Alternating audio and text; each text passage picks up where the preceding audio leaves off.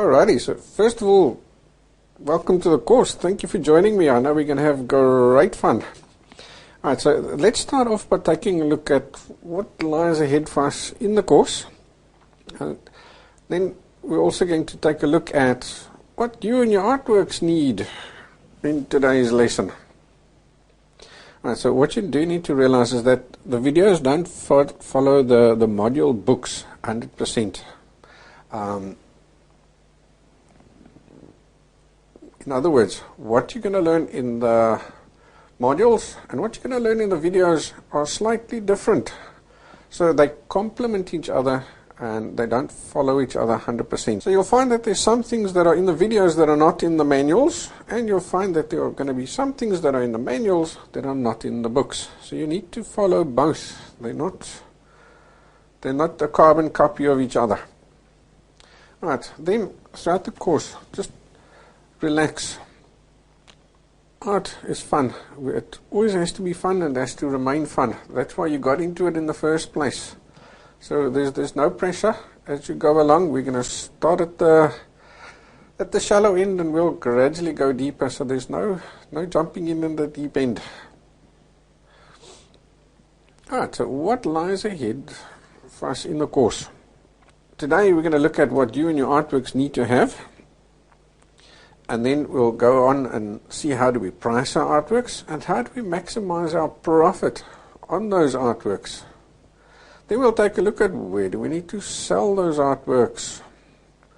For the next several weeks after that, then we're going to look at specific selling techniques like how to sell from home, how to sell your artworks online, how to sell through galleries, and so on. So you'll have specific action plans that you can follow.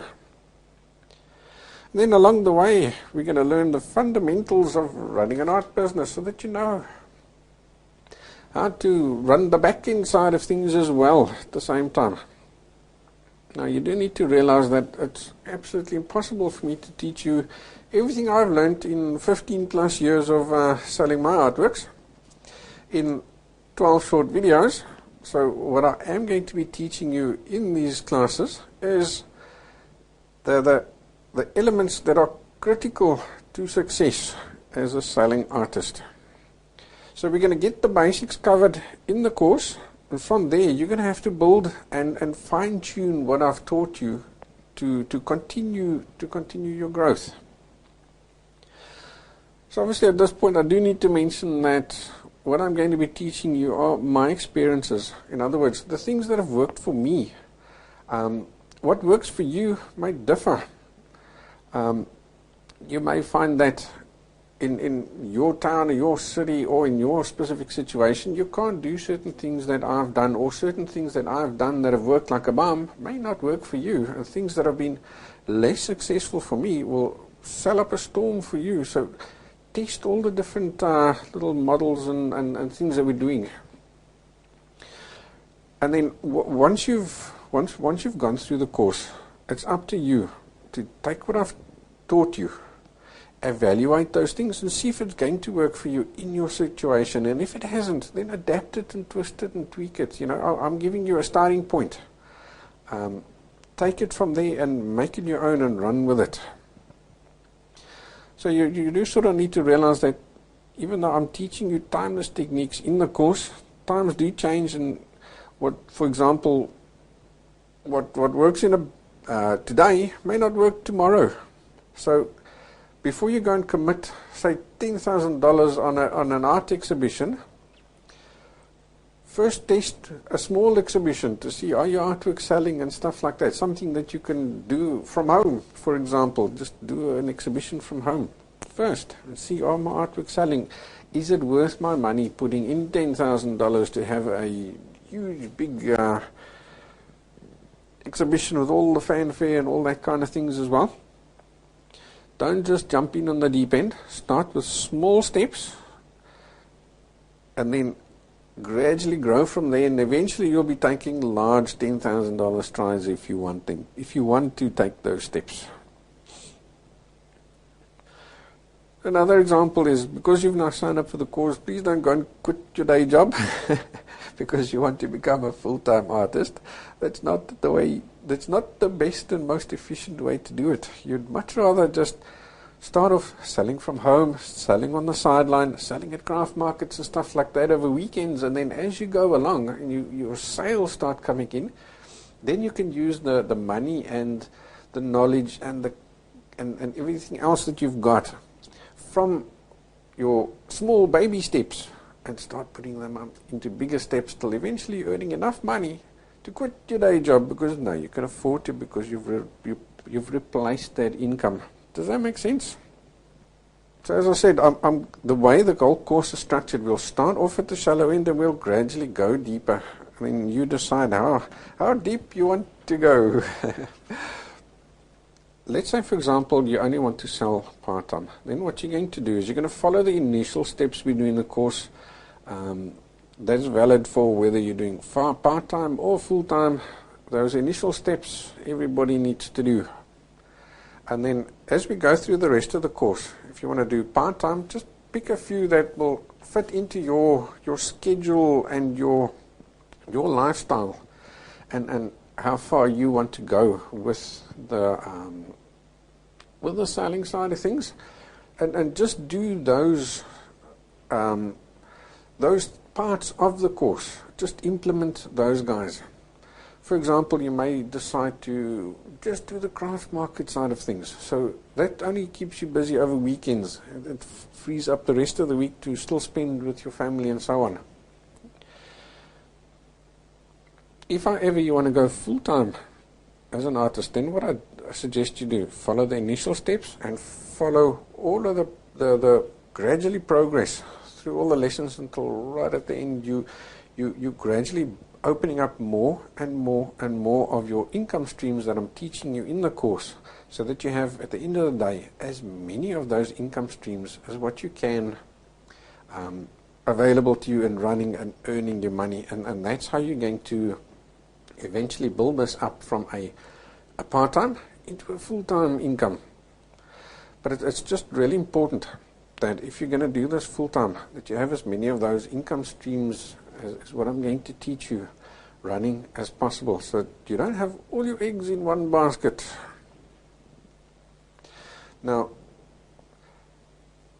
the speed at which you follow the course is not the speed at which I'm teaching it to you. You're now getting a new lesson every week.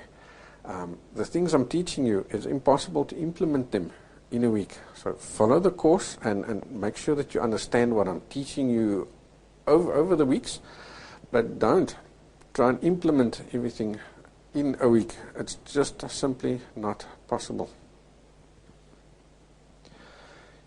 You may even find that just the first few lessons could take you months to implement, but it doesn't matter.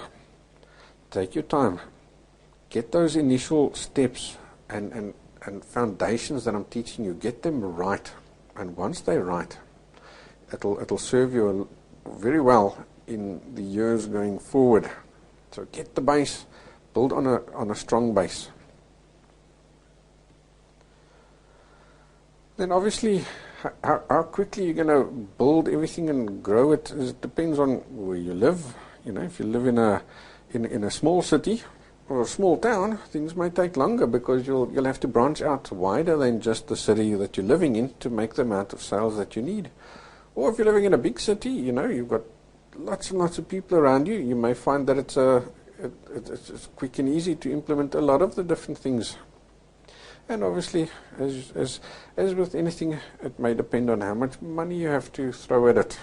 If you start off with a big base of money, then things obviously are easier. If you don't, then you start off at the beginning and make a little bit of money, and then reinvest that money back into the next project and make a little bit more money, and so eventually your pile of money gets bigger and bigger, so the projects that you can invest in become bigger and bigger. That makes sense? So my advice is, don't rush in and try and do everything. Grow at a steady rate. You want to just one step at a time. You don't eat an elephant all in one go. You eat him bite by bite. if you try and eat the elephant too quickly, in other words, if you try and grow too quickly, then you find that you're going to burn out.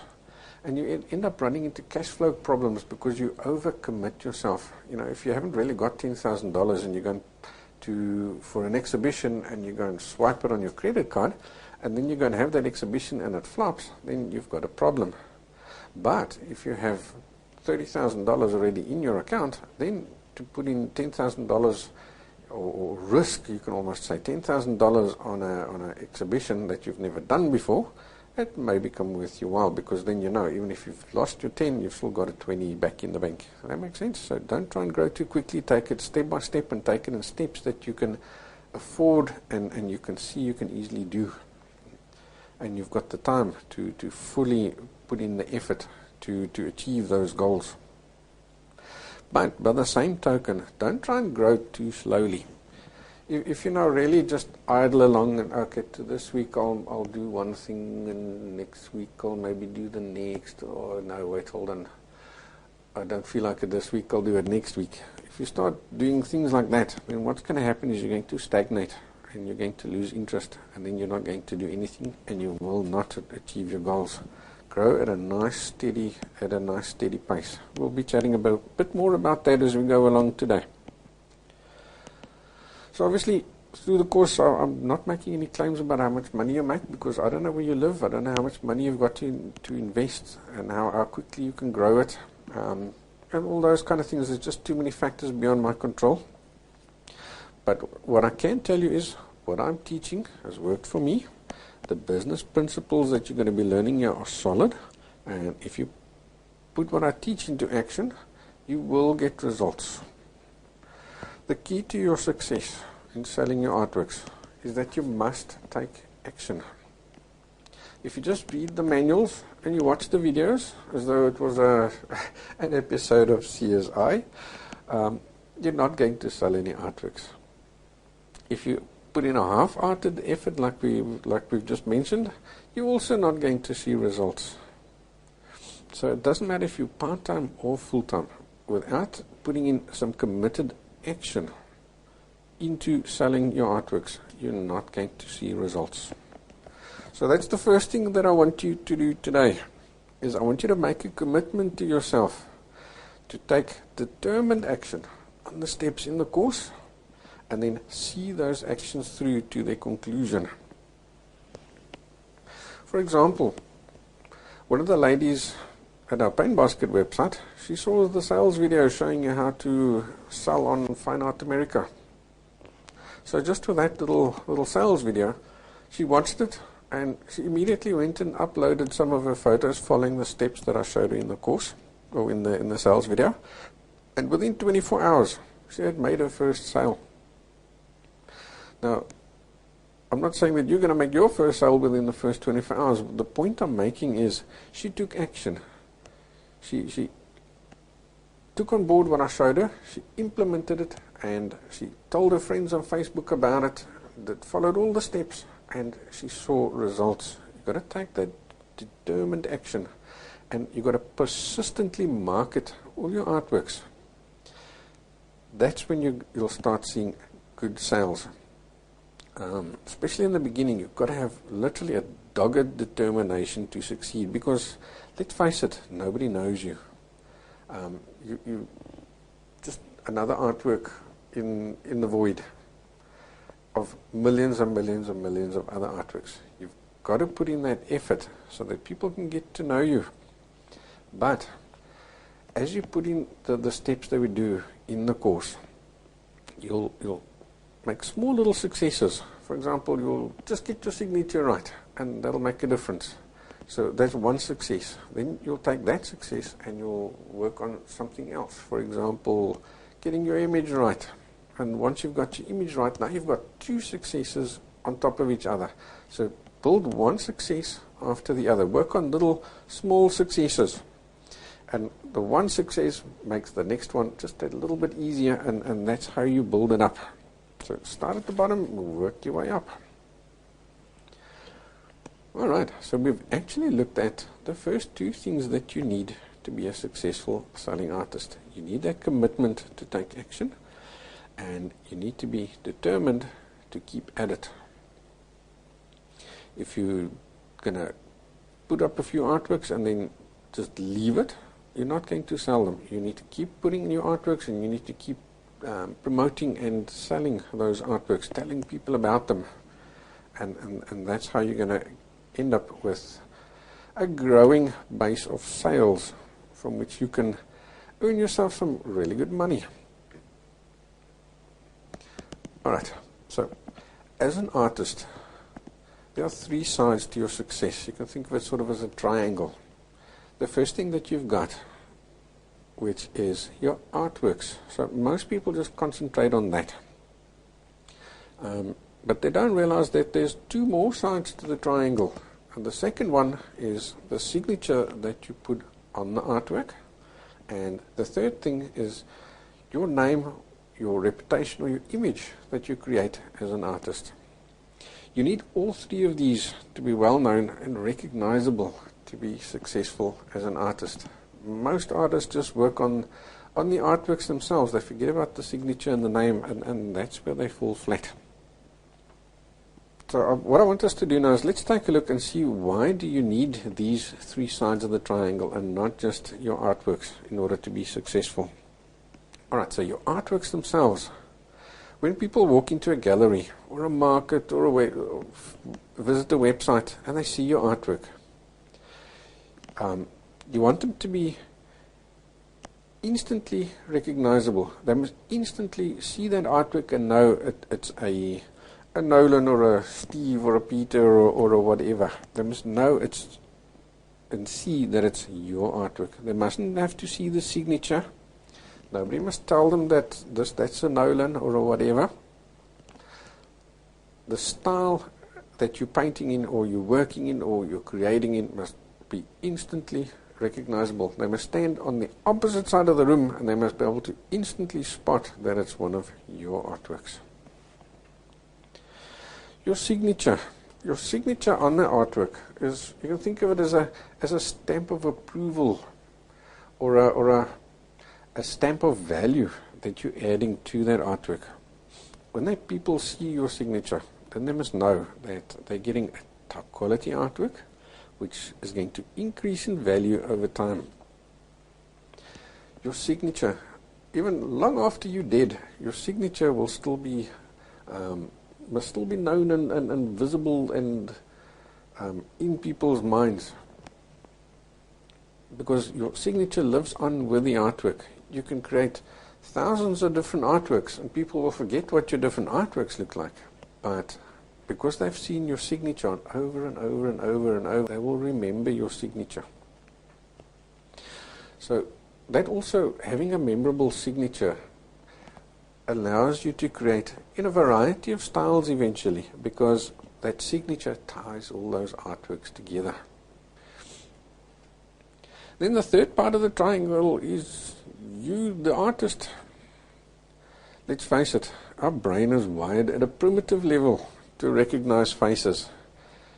You can see a face and you'll instantly recognize it. You may not remember the person's name, but you'll remember that you've seen that face before. Your brain just simply doesn't forget a face. In other words,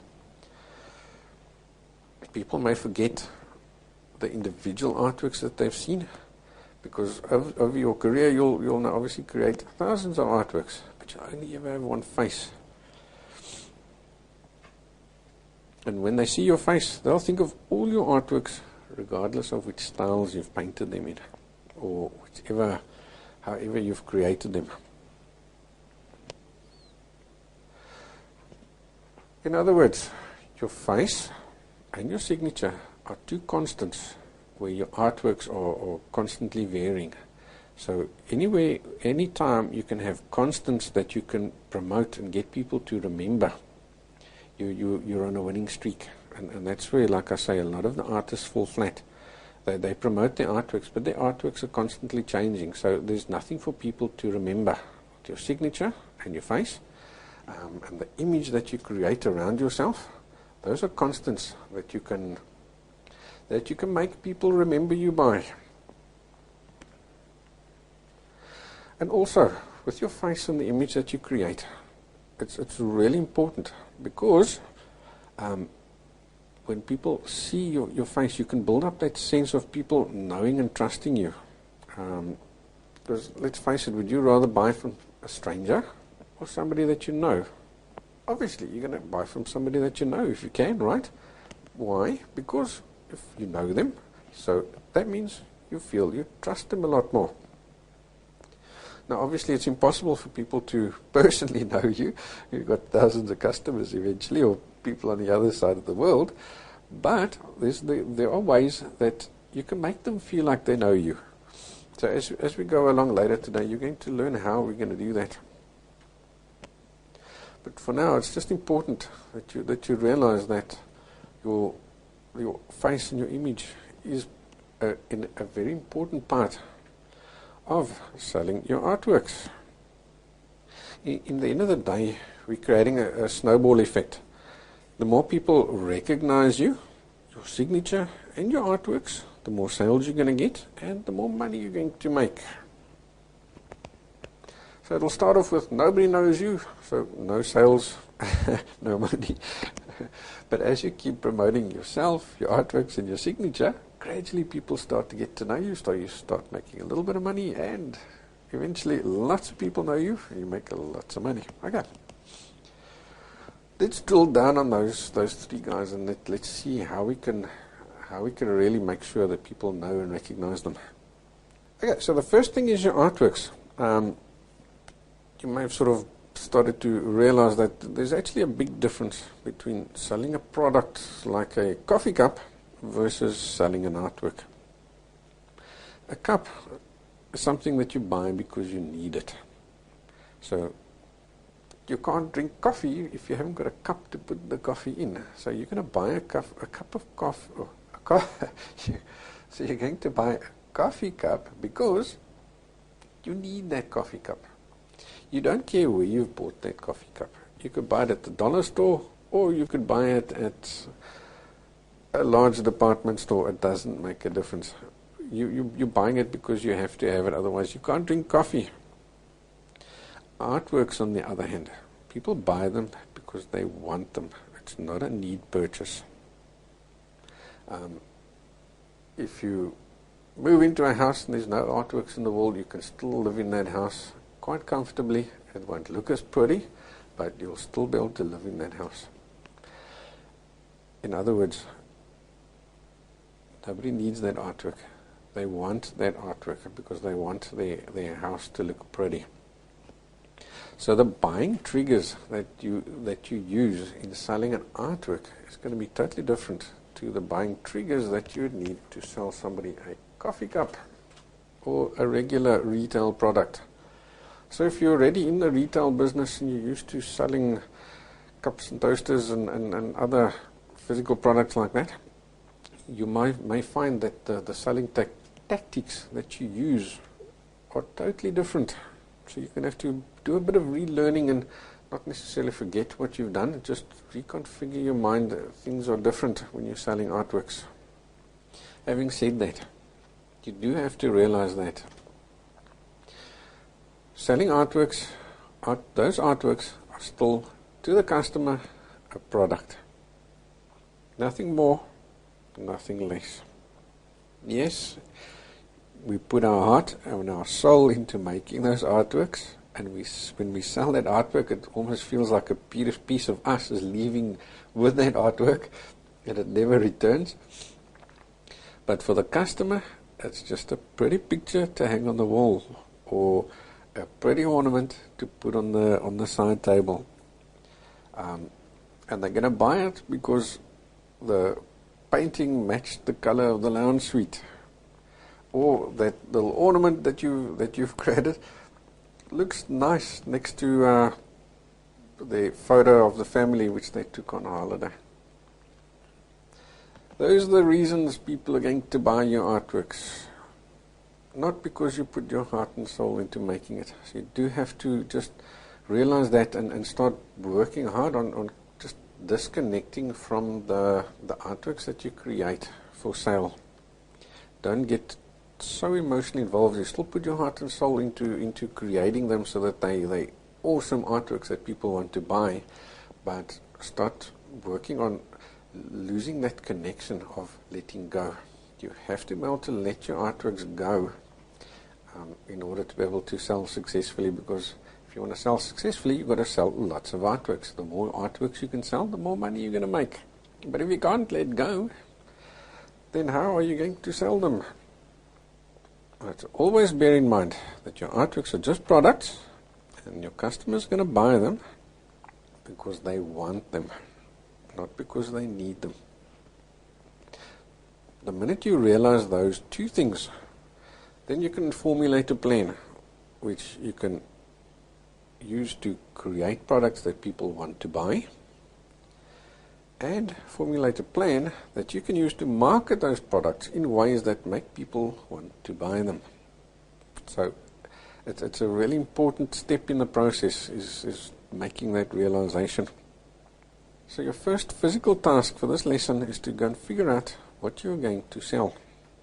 So let's face it, up to this point you've probably been creating any and every artwork, whatever tickled your fancy, you were creating because that's what you liked.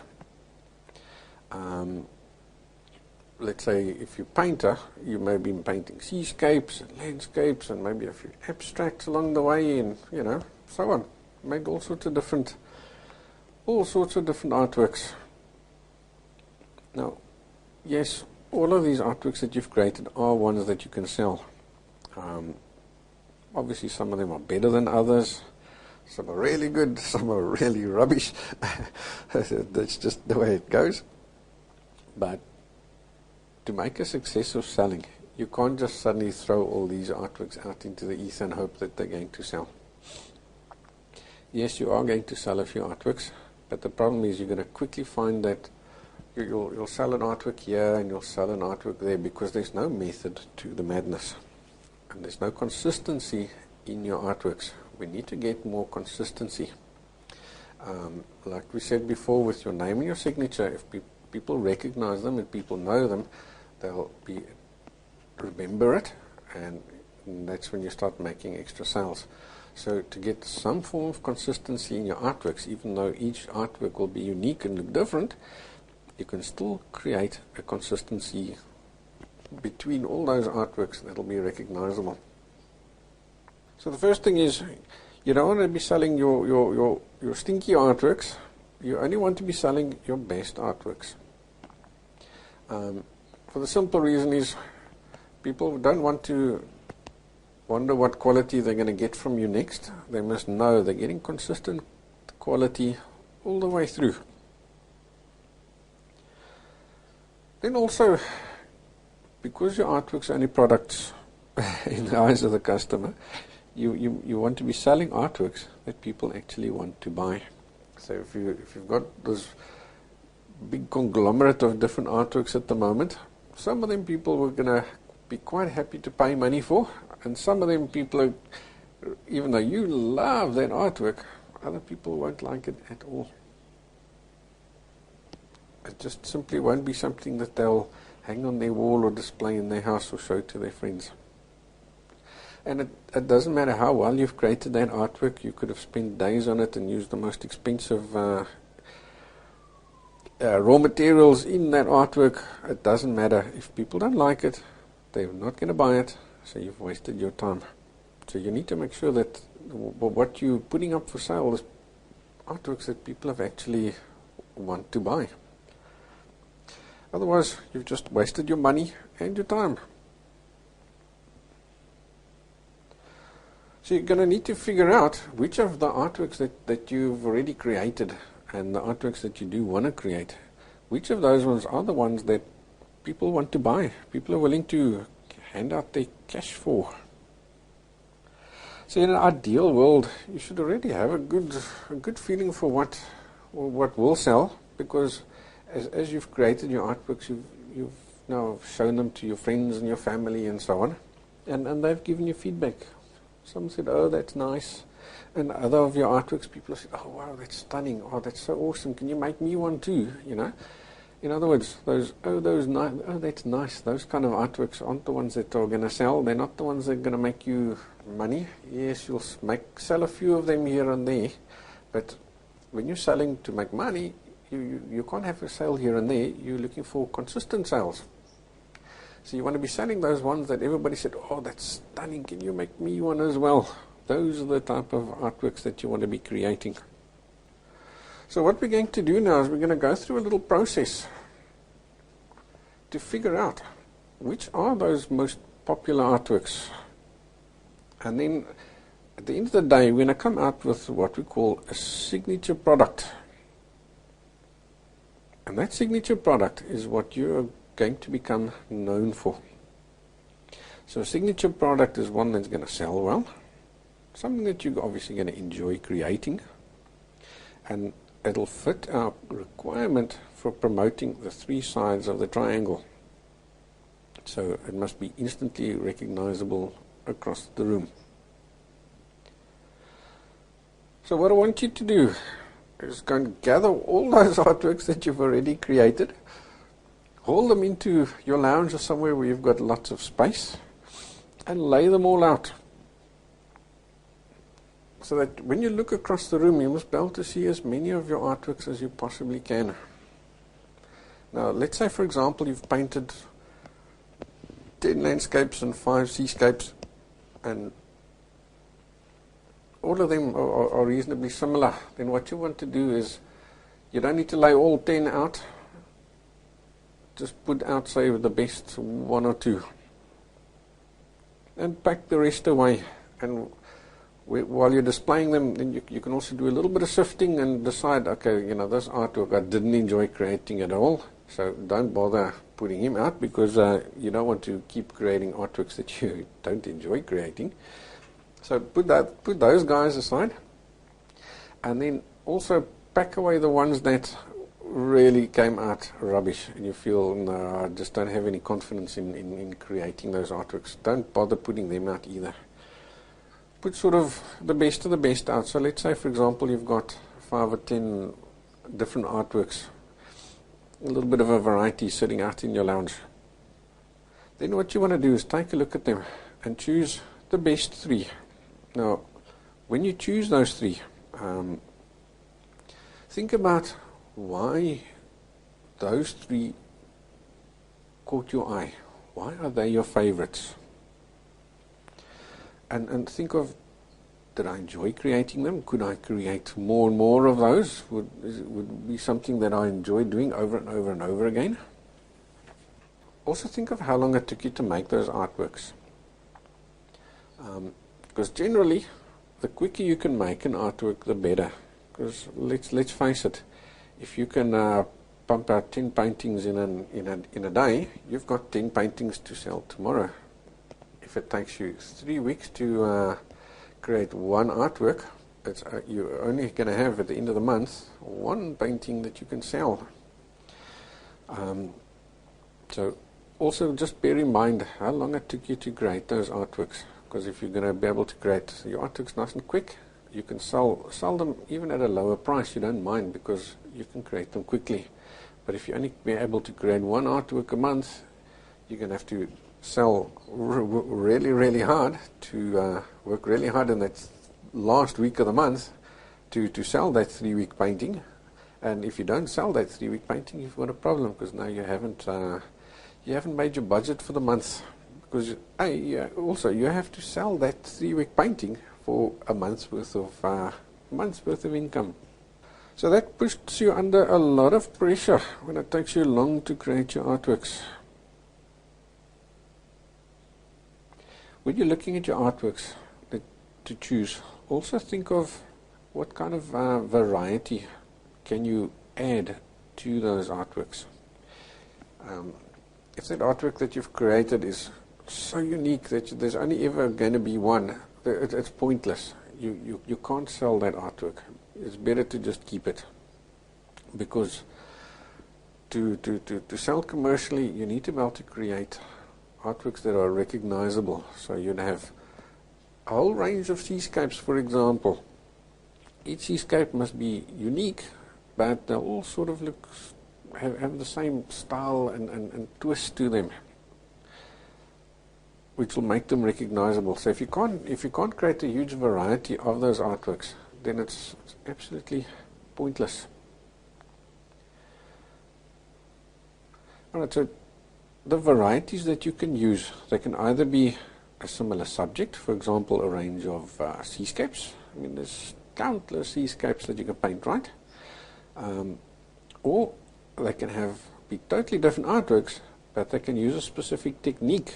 For example, you can paint landscapes and seascapes and birds and animals and anything you want to, for example, with a knife. So your similarity across all those artworks is going to be the technique that you've used, or maybe you've taken texture paste and you do animals. So that's your unique little twist, is you're using your texture paste to build up the animals first before you paint them. So that texture paste will be the similarity, even though you've painted a lion and a leopard and an elephant. Or maybe you paint your artworks onto wood instead of canvas. So that's what makes your artwork, or that artwork, unique. And you can paint lots more things on wood. Or you could be painting artworks in a similar style. So let's say, for example, one of the artworks that you put out is a pop art painting that you've painted, or an impressionistic painting, and it was that impressionistic style that really stood out and makes that special. You can now obviously replicate that. You can make more pop art paintings. You can create more impressionistic style paintings, tons of them. So that's your repeatability, but that unique flavor or style or subject or whatever that ties all those artworks, it's going to tie them all together. Okay, so once you've chosen your 3 artworks, then I want you to create 3 more. 3 of each of those 3 artworks that you've chosen. For example, if you've chosen a seascape, a landscape, and animals, then you're going to create 3 more seascapes, 3 more landscapes, and 3 more animals. The 3 that you're going to create of each, they mustn't look the same. They must look similar. So decide what made those 3 artworks likable. What did you like about them? Then try and replicate that in your 3 similar artworks. Now, the reason you're doing this exercise is you want to ensure repeatability. You want to make sure that you can get the same quality of the artworks, the same likability of the artworks, and that it's easy to create lots of variety in those artworks.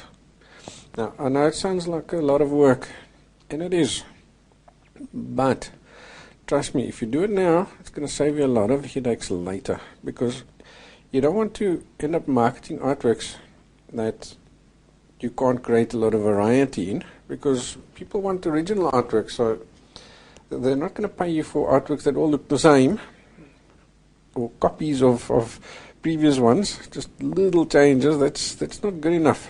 People want artworks that are unique. You also don't want to become known for artworks that you hate creating, because let's face it, if you don't enjoy doing something, you're quickly going to run out of steam and you're not going to do it. So by creating these 3 now of each, you'll quickly see that I still enjoy creating those 3 varieties. Was it still fun? And then you also don't want to go and invest in all the raw materials to create a ton of artworks, and then you find that all those artworks don't look good, because let's face it, sometimes we get this little, like I call it a stroke of genius. You start painting an artwork for the first time, you've never done it before, you paint it and it looks absolutely stunning, top class, world class. You think, oh, excellent, I'll make another one like that. And then you try it, and it turns out an absolute flop. It's weird how it happens, but it just does seem to happen. So by doing this little ×3 test, you can quickly see, was that one artwork that you did that looked so damn good, was it just a stroke of genius? Or was it just a technique that really gelled with you and you're able to make lots of awesome paintings like that? So it's a nice little test for yourself. Right, so once you've done this test, you're going to end up with 3 sets of 4 artworks. So you'll have 4 seascapes, 4 landscapes, and 4 animals, for example. So now you're going to lay those guys out in the lounge again and look at all of those, and then you're going to choose your best one of each of those sets. So you're going to choose a best seascape, best landscape, and best animal, for example. And now you're going to use those 3 artworks to do some market research with. Don't panic. It's easy market research. What you're going to do is you're going to take photographs of them, or if possible, show the original artworks to your friends, your family, colleagues, post the guys on the photographs on Facebook and so on. As many people as you can. The more the better, the more accurate your results from your market research is going to be. So then you can ask them which is their favorite artwork of those 3, to give you an idea how much would they then pay for that favorite, and ask them to just base that, how much they're paying for, they say they would pay for that favorite artwork, on their knowledge of art prices, how much they feel it's worth to them. Ask everybody, the more the better. And obviously when it comes to friends and family, they do tend to be a little biased, and they say things they don't want to hurt your feelings. So you really need to ask them to be impartial. So even if you need to make anonymous questionnaires to make sure that you're getting unbiased answers, that you don't know who's giving you what answer, do that. Now it's really important that you get honest answers, because it's going to influence what you're going to do for the weeks and possibly months and years ahead. So the more accurate and the more people you can get, the better it's going to be for you. And I think while you're at it, ask them one more question. For the guys that know your previous artworks, ask them if there was any one of those other artworks that they can remember that they liked, which is even better than the ones that you're showing them now. You never know. You may find that you've chosen these guys over here, they're your favorites, but everybody else ends up liking something else. So you've actually missed, you've missed the one that everybody really is prepared to pay for. So you never know when you find that little hidden diamond just by asking that question. But if you don't, then they're only going to evaluate the guys that you've given them. Alright, so send this out and get as many answers as you can, get as much feedback as you can. But now please, don't spend 3 months doing this. A week, 2 maximum, is enough. In that time you must get in as many answers as you can, so that you can get going and start creating artworks that you can sell. Alright, so once the results are in, see which of those artworks is the people's choice, and then see if you agree with it. If the results are a clear winner, then you know, okay, the one I chose, I thought was my favorite, and everybody else also said that's their favorite, then you've got no problem. You know exactly which is going to become your signature product. So if your favorite is completely different to what everybody else has chosen, then what you need to do is just decide which of those 2 are you going to run with. So again, think of, did you enjoy creating, which of those 2 artworks did you enjoy creating the most? Which one took you the least time to create? Which one was it easiest to get the quality and the repeatability of the quality correct, or the best? Which one of those 2 artworks is going to give you the most amount of varieties? So how many of them can you create? And then also think of those 2 artworks, which one is unique, the most unique as well. For example, you don't want the artworks that you sell, they must have a little unique twist to them. They must have something that makes them just a little bit different to the other landscapes or the other seascapes or the other animals that are out there. Which one has got that little extra twist to it that makes it special? If you've got that, then you're really onto a winner. Alright, so at the end of the day, choose an artwork that's going to become your signature product. From now on, once you've chosen, 80 to 90% of the artworks that you're going to create are going to be along this style. So let's say, for example, it was the seascapes was the winner. From now on, you're going to be just painting seascapes 80 to 90% of the time, because what we need to do now is build up a stock of artworks that you can sell. And now obviously, as you're creating this stock of artworks, what's going to happen? Practice makes perfect. So as you're creating them, you're going to find that they're going to get better and better. So that gives you a better artworks that you can sell, which is going to make them more saleable. You're going to sell more of them easier. You also, because of practice makes perfect, you're going to be able to create those artworks a lot quicker. And creating artworks quicker equals more money in your pocket. Alright, so that was it for your artworks. Now let's move on to your signature. So that's your second physical task for today, is to create yourself a unique signature. Your signature has to be memorable. If you're just putting down your initials in block letters, it's not going to cut it. For example, if I had to paint my name, my signature, just with a capital N and a capital C, nobody's going to remember that. I mean, how many other people are out there with the initials of NC? They could also sign their paintings with NC. So my artworks, it doesn't matter if they're nice, the signature would just disappear into the crowd. And I'm going to tell you now, that's a mistake I made in the beginning. So what I did was, I used to write N. Clark or Nolan Clark, but just in block letters. There was nothing special about it. So yes, I was lucky that my name isn't particularly common, so that helped a little bit, but my block lettering is terrible. It looks like a kid wrote it when I do block lettering. I don't know why. So my signature was really hurting me. It didn't look particularly professional. So what I did was, one day I was in giving a class. It was a night class, and I didn't have too many students in that class.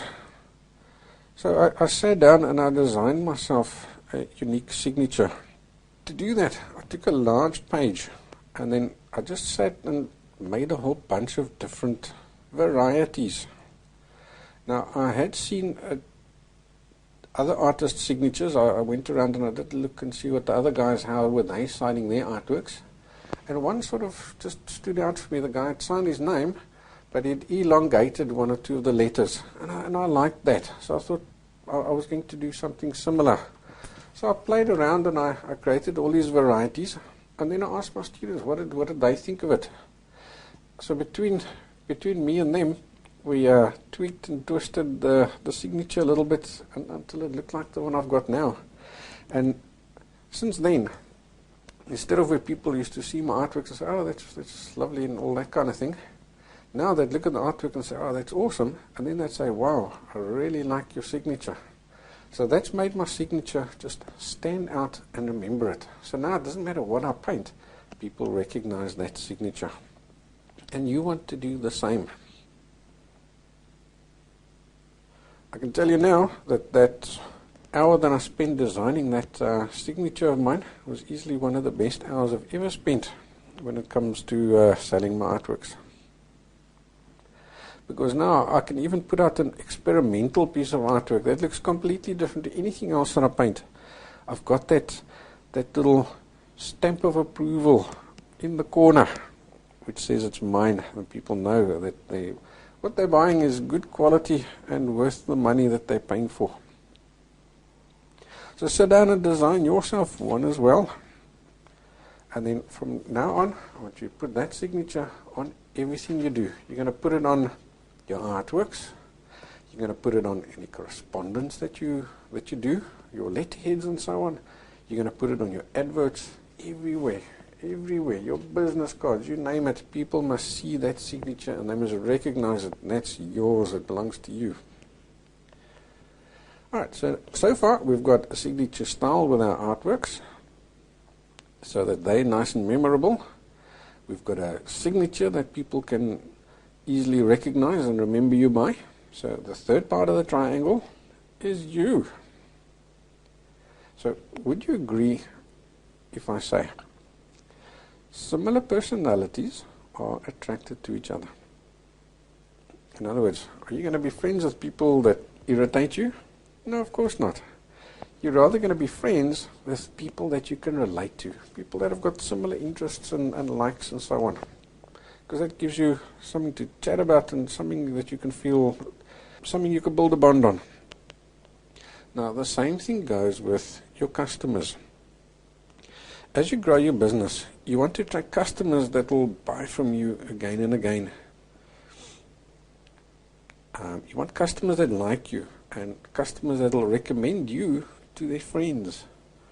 But they're only going to do this if they like you. What I'm not saying is, don't pretend to be somebody that you're not.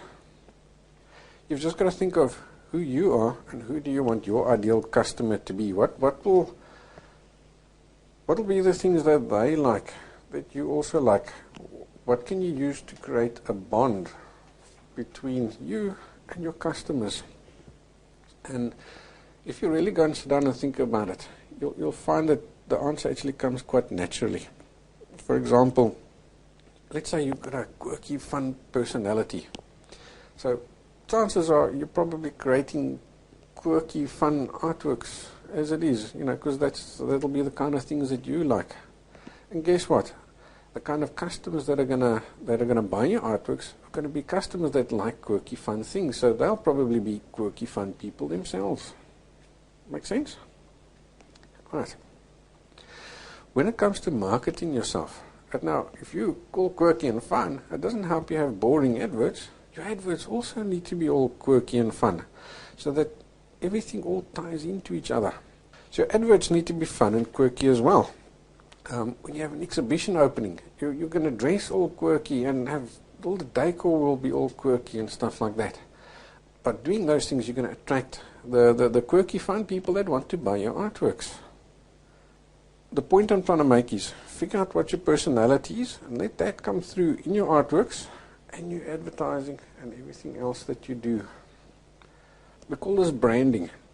So at the end of the day, when people see your image in your artworks and they read your artist statement and so on, they all correlate and they're all similar. They all tell the same story. And that story is going to relate to the people that are most likely to buy your artworks. At the end of the day, they're going to feel like they know you. And if they feel like they know you, they're going to feel like they trust you. And if they feel they trust you, they'll buy your artworks. Right, let me give you another example. I myself, I'm a pretty casual person. I'm a jeans and t-shirt kind of guy. Now, chances are you're also a jeans and t-shirt kind of person because that's the image I project. So I in turn attract jeans and t-shirt personalities to my classes. The people I attract to my classes, we're relaxed. We enjoy a bit of a joke and a laugh here and then, but we're still serious enough to get the job done. That's the image I project, and that's the type of customers I attract to my classes. When it comes to selling my artworks, though, I actually project a bit more of a formal image. I'd use chinos and a casual shirt and that kind of thing, because the artworks that I do, lots of white space and so on, so they tend to be a bit more. They look more classy. So in order to fit in with that look, I also adopt a little bit more of a classy look.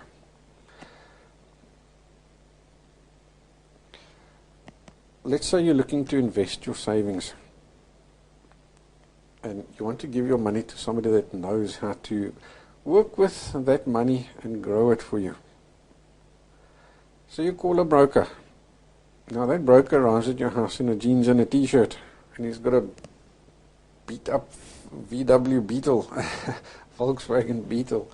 Are you going to give your money to that guy and entrust him to invest the money and grow it for you? No, of course not, because it doesn't look like he knows how to work with the money at all, does it? Now, that same guy pitches up at your house, but he's got a fancy suit on, tie, and brand new top-of-the-range BMW. He arrives at your house. Are you going to be more likely to invest with him then? Yes, of course you are, because you can see he projects that image of he knows how to work with your money, right? Despite the fact that I know lots of people that are jeans and t-shirts and don't drive fancy cars that are stinking rich, or you get people that have got all the right clothes and brand new BMWs and things, but they are swimming in debt and actually don't have any money at all. The bottom line is that investor or that investment broker has just projected the correct image, so he's attracted the correct customer. And you want to do the same. So if you're creating quirky artworks, then create that quirky image around you so that you can attract quirky customers who like your quirky artworks. If you're an in-plane air painter, then have your profile photo, have you with a sun hat on. Share photos of you painting outdoors so that you can attract the outdoorsy, adventurous type of customers. Let's say, for example, you have an exhibition opening. You won't have it in a hall. You'd have it, say, at Outlook by a waterfall, where your customers even have to maybe walk up a steep hill to get there. Your customers won't mind. They're also adventurous, outdoorsy people like you. In actual fact, when they go and buy your artwork there, they're going to be able to take that back and tell all their outdoorsy, adventurous friends of this adventure that they had to go through in order to get this artwork. You see what I'm saying? So you've created that whole image and that branding around your artworks and yourself. And that helps sell a lot of artworks because you've now got that bond. Right, I hope I've got my message across. I've tried my very best to get that whole branding and image idea across. So I think let's leave it at that for today. So let's do a recap of what we've learned and obviously what you need to do. Right, so the first thing is you need to take action. If you don't take any action, you're not going to see results. And that action, you need to take it consistently and be determined in that action. So you have to really just go for it, put your head down, shoulder to the grindstone, and go, go, go. Putting one artwork into the ether for sale isn't going to get you any sales. You need to consistently make more artworks available for sale, and you need to consistently market those artworks so people know that they are for sale. Everything you do must be to increase the awareness of all three sides of your selling triangle. Your artworks, they must have a consistent look, in other words, your signature style. They must be instantly recognizable as yours, even from across the room. Your signature on the artworks. Your signature must be memorable, and it must be unique. And your signature must be on everything you do, so that people can see it over and over and over again, so that they can remember it. Your image, your branding image of you yourself, must fit in with the style of your artworks that you create. And your image that you create around yourself must be consistent with and relate to the customers that you want to attract. The guys that are going to buy your artworks, you must appeal to them. Okay, so even though you must always create artworks that you enjoy creating, you must never lose sight of the fact that your artworks are merely products to your customers. So you have to ensure that the products are ones that you create are ones that your customers like, ones that they can relate to, and most importantly, they're products that people are willing to pay for. So never ever create artworks that people don't like. If you're the only one that likes them, you're wasting your time. Right, so there's your homework for today. You've got to commit to take action. You've got to figure out your signature style by doing your tests and then your market research. You need to go and make sure that you've designed yourself a really nice, beautiful, memorable signature. And lastly, just think about how you're going to tackle your branding. What kind of an image are you going to project going forward to your customers?